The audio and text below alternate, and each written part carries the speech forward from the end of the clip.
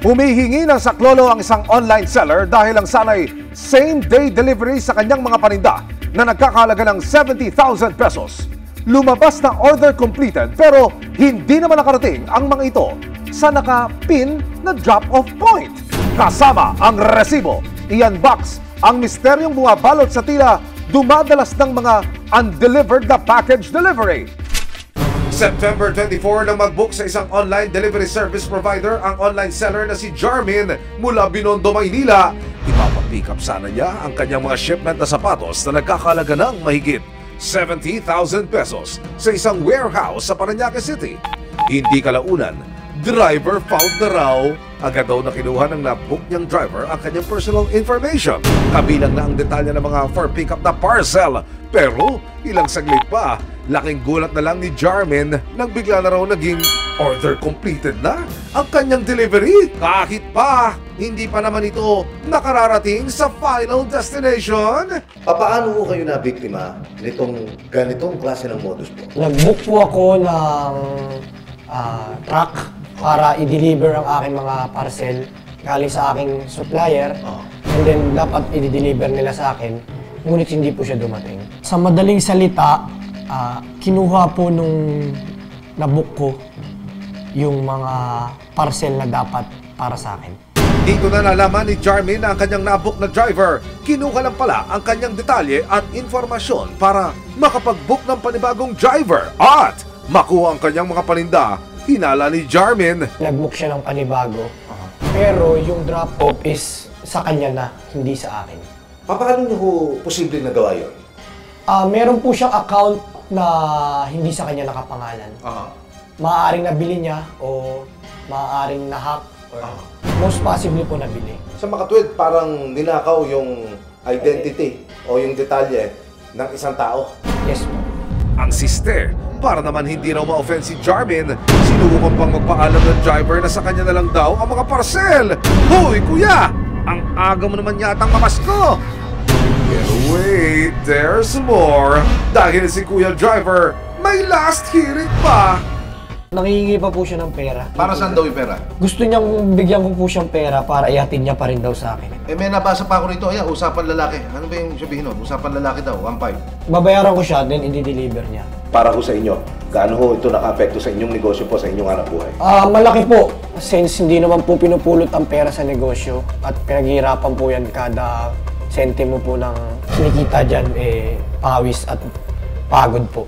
Matapos ang insidente, agad ipinost ni Jarmin sa social media ang naranasang panloloko di umano sa kanya. May nag-message sa aking totoong driver na nag-deliver ng parcel ko. Nakapareham ng resibo ang sinasabing driver na nag-pick up sa mga parcel ni Jarmin sa isang warehouse sa Parañaque City. Itatago namin siya sa pangalang Alan. Depensa ni Alan, nakatanggap lang daw siya ng booking mula sa isa pang account na may detalye at informasyon ni Jarmin at ipinapa-drop ang mga ito sa isang barangay sa Las Piñas City. Mukha naman legit dahil nga lahat ng details ng package na kukuhanin ko is galing sa kanya. Yun din yung pinakita ko dun sa pick-up point, which is binigay din naman sa akin kasi kompleto nga. Pero noong mga panahong iyon, something's fishy na raw para kay Alan. Iyon ang isang pinagtaka ko rin kasi nga supposed to be hanggang kung saan yung address mo, hindi yung ita-transfer mo pa. So sinakay nila sa sidecar. Sa mga susunod na araw, nakakuha si Jarmin ng impormasyon kung saan posibleng i-deliver at sino ang tumanggap sa mga nawawala niyang parcel. Nung nalaman kong minor de edad siya, pinost ko siya sa Facebook at mayroong mga taong nagmagandang loob para ibigay yung impormasyon tungkol sa taong yun. Yung buong pangalan niya, yung lugar kung saan siya nakatira at kung sino yung mga magulang niya. Nang matuntunan ni Jarmin ang posibleng lokasyon ng menor de edad na maaaring susi para matuntun ang driver na nag-accept sa kanyang booking at ginamit ang kanyang pagkakakilanlan kasama ang resibo, agad tumungo si Jarmin sa isang barangay sa Las Piñas City.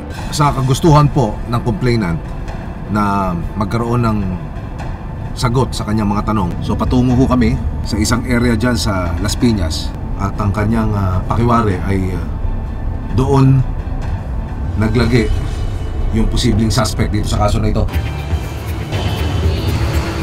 Ako po si Jarmin po. Meron lang po akong idudulog na reklamo po. Na scam po kasi ako. Ito po kasi yung tao to, if kilala niyo po, involved po kasi siya po doon sa pagkawala ng parcel po. Siya po kasi po yung nag-receive ng parcel. Ganun. Nakikilala mo ba itong tao to? Hindi ko gaano kilala, Bawsi kasi yan minor. Kasama ang Violence Against Children and Women o VAUSI ng barangay, pinuntahan ang bahay ng menor de edad na di umano'y tumanggap ng mga parcel ni Jarmin. Good afternoon, may hinahanap kami tao. Meron tayong complainant. So, kailangan natin makausap pati yung bata at saka yung guardian. Saan ba ito nakatira? Dito. Dito. Sige, dito natin.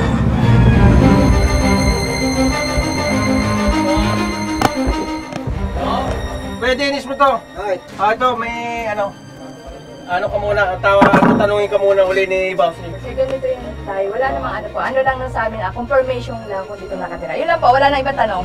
Ayon sa nagpakilalang tiyuhin ng menor de edad, 3 araw na raw hindi umuwi ang kanyang pamangkin. Siya po kasi yung picturean na nag-receive po ng parcel. Hindi ko naman po sinasabing siya po yung may kasalanan. Pero siya po yung makakapagbigay linaw kung ano pong nangyari. Nangako naman ng tiyuhin ng bata na makikipag-ugnayan sila sa barangay sa oras na matunton na nila ang pamangkin. Saan kung may problema na kailangan niya panutan, kahit naman kasi kasalanan yun eh. Hindi pwedeng sa bahala yun dahil baka mamaya may nakakasyado siyang tao na Pagsisiguro ng barangay, tutulungan nila si Jarmin sa pagtunton sa kung sino man ang nasa likod ng pagnanakaw ng kanyang mga parcel. September 24, nagpasya si Jarmin na magpa-blatter sa barangay kung saan daw hinatid ang kanyang mga paninda. Anong natutunan mo leksyon dito? Na pwede rin i-share mo sa mga kababayan mo? Na maging mapanuri po sa pagtanggap ng ride hailing. Kasi po, minsan po, iba po yung nakapangalan sa kumukuha. Gaya ni Jarmin, na biktima rin daw si Nico ng parehong delivery service provider. August 14 na mag-book ng rider si Nico para ipa-deliver sa kanyang kapatid sa Quezon City ang laptop at ilang gadgets na nagkakalaga ng mahigit 25,000 pesos. Then yung pagdating niya, binuksan ko pa yung bag para pakita sa yung laptop talaga. Kasi kung hindi ko papakita yung item, mamaya balik ka rin niya kung walang laman yung bag. Mula sa kanilang bahay papunta sa drop-off location, aabot lang daw ng wala pang 30 minutos ang biyahe. Pero Nakita ko yung location niya sa delivery app. Nasa may purview, bandang Caloocan. Out of way. Sumagot pa rin si rider. Sabi, sorry po, malapit na po ako. Di po kasi accurate yung map, sir. Umabot na ng 6 hours, 8 hours. Hanggang 10 hours, wala na to. nang makutuban na ni Nico na posibleng nabiktima na siya ng scam, napansin niya sa CCTV footage na magkaiba ang motor na nag-pick up sa motor na nakarehistro sa application. Yun yung nasa CCTV na ako. Iba yung motor na dumating. Sinubukan pa raw niyang tawagan ang rider na kumuha sa kanyang order pero hindi na ito makontak. Sana sa delivery app na pinagkatiwalaan ko ng item ko, sana bigyan nyo rin ng protection yung customer mo na dumating sa amin yung item na pinagkatiwala namin sa inyo. Kasi hindi naman biro minsan yung pinapadala namin. Sa investigasyong ginawa ng resibo kung bakit nga ba tila talamak yung ganitong kaso ng pagkawala ng mga parcel o delivery na hindi po nakakarating sa kanilang destinasyon, natuklasan namin itong mga social media post na ito kung saan talamak ang bentahan ng account ng mga rider ng isang delivery and logistics company na ito. Ngayon, aalamin natin kung may koneksyon nga ba ito o nagagamit nga ba ang ibinebentang account para makapanloko ng mga customer. Para magkalinaw at masagot ang mga tanong na buwabagabag sa mga tulad nila Jarmin at Nico, sinubukan namin kunan ng panig ang sinasabing delivery service provider. Pero hindi sila nagpaunlak ng panayam. Ayon sa kanila, prioridad daw nila ang proteksyon ng kanilang mga customer. Dagdag pa nila, patuloy daw nilang papagbutihin ang security features ng kanilang application. Dumulog ang resibo sa Department of Trade and Industry na nangangasiwa sa proteksyon ng consumer rights. Sinuguro nilang iimbestigahan nila ang pangyayari at may karampatang parusa ang kumpanya at partner drivers kung sakaling mapatunayang may mga violation o pagkukulang sa nakatalagang sistema ng delivery service provider. Paalala ng resibo at maging ng mga otoridad, siguraduhin tugma ang mga detalye ng driver o rider na kukuha ng ating mga parcel at maging mapagmatiyag sa bawat delivery booking na ating ginagawa.